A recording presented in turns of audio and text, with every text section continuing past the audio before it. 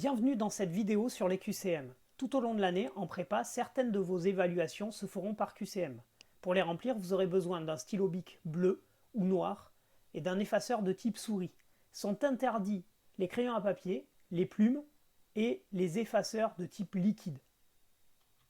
Les QCM se présenteront toujours de la manière suivante: un cadre strictement réservé à la correction de vos copies, ici en vert, un cadre pour l'écriture de votre nom et de votre prénom, et enfin deux lignes, l'une pour la dizaine et l'autre pour l'unité, du numéro d'identification qui vous a été fourni en début d'année.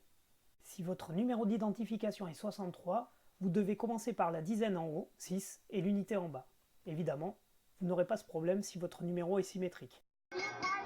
Pour répondre aux questions, je peux utiliser des croix ou noircir les cases. Je ne dois en aucun cas utiliser des croix qui seraient excentrées ou qui dépasseraient de la case proposée, ou inventer mes propres symboles. Il y aura plusieurs types de questions. Les questions à réponse unique, non signalées par un symbole trèfle. Pour ces questions, une seule bonne réponse sera glissée parmi les propositions qui vous seront faites dans ce QCM. Vous aurez des questions à réponse multiple, signalées par le symbole trèfle, pour lesquelles il y aura 0, aucune de ces réponses n'est correcte, une bonne réponse, deux bonnes réponses, etc. Si vous avez fait une erreur dans la réponse que vous vouliez proposer, il suffira d'effacer la croix et la case, ne pas refaire la case et de cocher les nouvelles bonnes réponses. En cas de question à réponse ouverte, proposez votre réponse dans l'encadré sans utiliser l'encadré gris réservé à la correction. Voici quelques cas de litige pour des étudiants qui n'ont pas respecté les consignes. Dans le premier cas, l'étudiante a fait une croix qui était excentrée.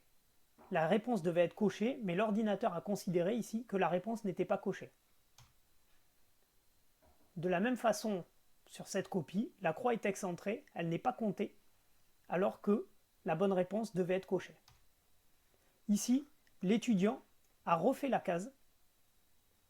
La réponse était bien fausse, mais l'ordinateur a considéré que l'étudiant avait coché la réponse. Et enfin, ici, la réponse était fausse, l'étudiante a bien effacé, mais elle n'a pas respecté la consigne d'effacer la case et la croix. La question ici importe peu et n'a pas d'influence ici sur vos réponses. Pour conclure, utilisez le matériel qui vous a été demandé, concentrez-vous sur le contenu.